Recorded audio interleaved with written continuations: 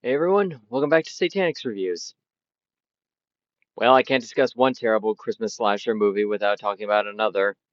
I considered reviewing the first Silent Night, Deadly Night because of its controversy, but let's be real, you all wanted me to talk about the Garbage Day one. That's the only reason anyone remembers this movie, right? With that said, is there anything else in this movie to make it a fun watch? Yes. Yes, there is. Quite a lot, in fact. So I'll give the main reason I'm reviewing this movie instead of the first one. Want to know why? Well, upon watching this movie for the first time, I felt very suspicious. I started to recognize moments from the first movie occurring. Halfway through the movie, I had to do a Google search to find a very insane discovery. For the first half of this movie, we get a 40-minute recap of stock footage from the first movie. I am not kidding. The focus is on Ricky, the brother of the killer from the first movie, Billy. He explains all the events of the first movie, and it's super distracting. Ricky is played by Eric Freeman, who is completely over the top in this film. The first movie had some over the top scenes as well, but you can clearly tell what movie has more subtle performances. I've never seen a movie where it constantly references the first movie so much and basically just shows you half the footage of the first movie to the point where you have no choice but to compare it to the original.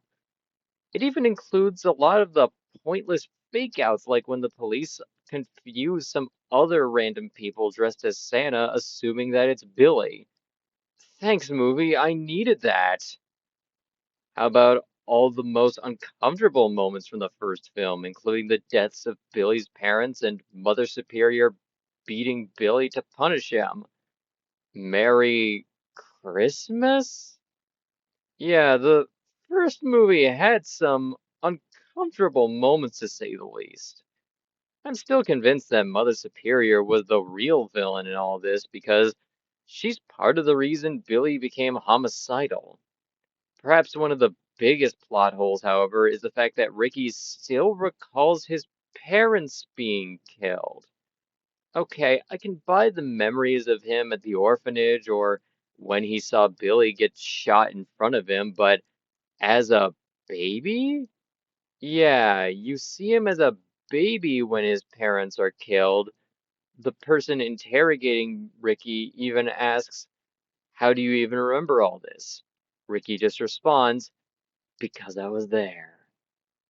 No, that's a load of crap. I don't care how traumatic it was. No one has memories from when they were a baby. I struggle to remember memories of when I was a 3-year-old. What makes this grown-ass adult think he can recall something from when he was a baby? Freeman's narration is so hammy and overacted that it comes off as so silly. He's the main reason this is one of my favorite bad movies. He looks like he's having the time of his life in this role. I have no idea if it was meant to be taken seriously or not, but I think we'd all personally thank him for his enjoyable deliveries. Now, I'd comment more about the first half of this movie, but I'd just be criticizing the first movie. Seriously, I almost argue you don't even need to see the first movie before watching this one, because this literally forces you to watch the first movie again. Much like the first film, I do see a good idea for a legitimately good slasher movie with a psychological spin on it. The idea that the killer's brother is going to end up following in his footsteps after having the same traumatic past does sound like the next logical progression for these movies. I'd also say that what happens to Ricky does make sense. I like the idea that he was still traumatized by the deaths of his family members and that he just can't get a stable life together even when he finds someone he could love. Even the ending does give some closure for both this movie and the first. The execution, though, completely over the top and completely terrible. We see that Ricky, even with a regular family, is still getting traumatic flashbacks of his parents' death, which honestly, shouldn't this family seek help about this? But no, Mother Superior says that it'll all be over soon enough. Shortly after this, his new father passes away. Oh, okay. Is that what messed him up? I kind of forgot this character even existed, so there isn't even much of a connection. Then Ricky just starts killing people in the same way Billy did, but there's one huge difference. This feels less like a Christmas movie than the first one did. Ricky doesn't dress up as Santa until the last 15 minutes, and even then, he doesn't put on the beard. I mean, I guess the red Jeep can represent Christmas? That's a stretch, though. Gotta love how they put so much emphasis on this, though. Red car. Good point. What the hell? Why did they focus on that detail? Also, I love how in this one, Ricky's first kill is actually given a thank you by the victim's girlfriend. Wow, I know he was an asshole, but damn. Then Ricky starts asking questions to the guy interrogating him. Why does he answer to a psychopath? Isn't that leaving yourself open? You could have cut this whole small talk about the guy interrogating Ricky having a wife who passed away and not miss a thing. It's literally just a transition to Ricky talking about the first job he had. His next kill is someone beating up another guy because of the classic, you don't got the money, now I gotta beat you up scenario. Then he pulls out a red cloth to wipe. Oh, that's what causes him to kill this guy? Not because he's, well, being naughty? Okay, maybe it's both, but the red cloth is just a freaking coincidence. Ricky impales the guy with an umbrella, and yeah, opening that umbrella after stabbing someone with it doesn't look silly at all. Next, Ricky talks about his girlfriend, the only person he's ever cared about. Wait a minute, what? Not your real parents? Billy? Your adopted father who passed away, which you mentioned before messed you up? Either way, we see them going out until it turns out she was dating some other guy previously, who, of course, is yet another jackass bully for Ricky to kill. This is the worst effect in the movie. He hooks these jumper cables to his mouth, and he just bursts like he's a light bulb blowing a fuse. Weirdly enough, before this death, we see them watching a movie that's about a guy who dresses as Santa and kills people. Okay, I know this might be some meta joke or something, but first of all, it's not clever, it's stupid. And secondly, what the hell? Why would they make a movie about Billy being a serial killer? While we're at it, who came up with all this footage that perfectly shows the events of the first movie? Anyway, Ricky kills his girlfriend after she finds out he's a mad killer, which leads to him going on a killing spree. This leads to everyone's favorite scene in the movie, Garbage Day! Yeah, everyone's turned this line into a meme, so... what the heck, let's talk about it. Why does everyone talk about this line?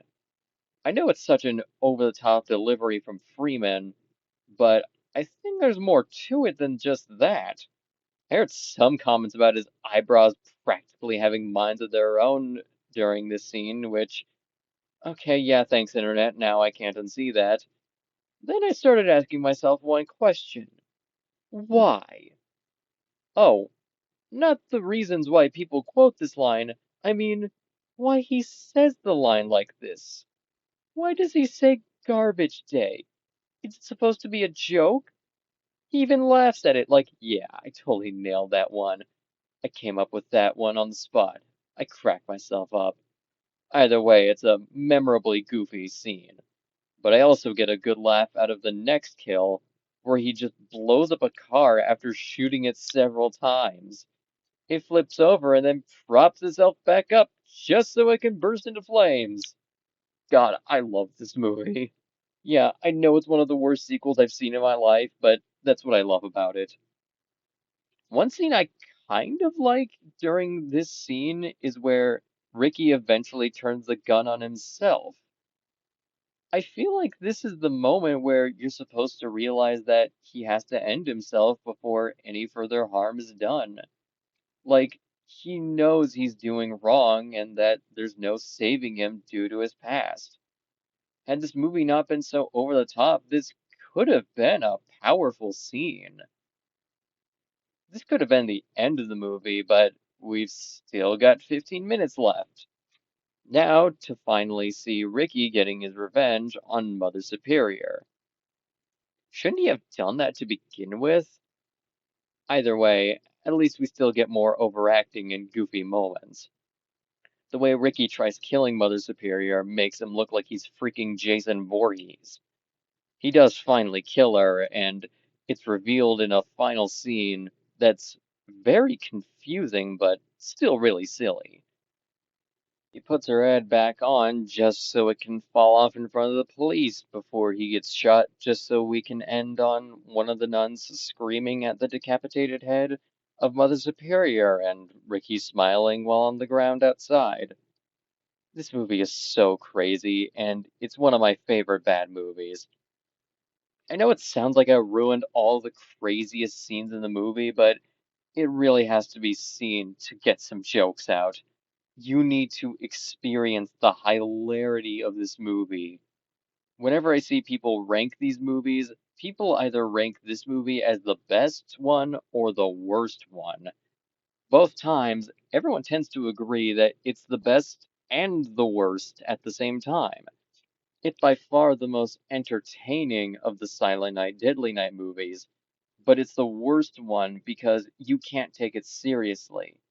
I know there are people out there who seek these types of bad movies, whether it's for a bad movie night or you just like watching something so mindlessly idiotic that you just have to laugh at it. If the original Silent Night, Deadly Night movie is the best of the series, then this is the best worst. I haven't seen any of the other sequels, but I heard they're nowhere near as memorable as this one. For now, just watch this one, but only if you can tolerate the graphic and mean-spirited imagery of the first half. Unlike Jack Frost, I can't really find anything genuinely good about this movie aside from the ideas. I'm giving this movie a 1 out of 10. It's horrible, but in a funny way. You can decide for yourself whether this will be your type of bad movie or not. Either way, thanks for watching. Till then, everyone.